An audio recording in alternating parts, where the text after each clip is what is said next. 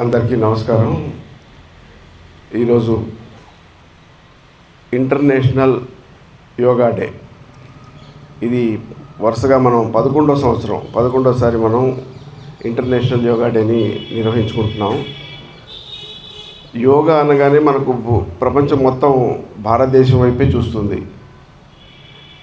ఎన్ని aerobic exercise చేసినా కూడా యోగా ద్వారా మనకు లభించే ఆరోగ్యం మిగతా వాటిల్లో అంత పర్ఫెక్ట్గా ఉండదని చెప్పేసి ప్రపంచమంతా గుర్తించి ప్రపంచమంతా భారతదేశం ఫాలో అవుతున్న యోగాని మొత్తం ప్రపంచమంతా ఫాలో అవ్వాలని చెప్పేసి నిర్ణయించుకొని ఇంటర్నేషనల్ యోగా డేగా గుర్తించడం జరిగింది.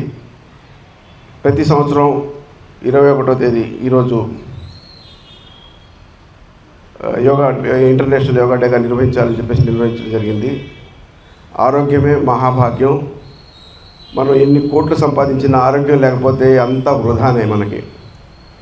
కాబట్టి ఆరోగ్యాన్ని సంపద కంటే కూడా అన్ని సంపదల కంటే ఎక్కువ ఇంపార్టెంట్ ఉన్న సంపద ఏంటంటే ఆరోగ్యం.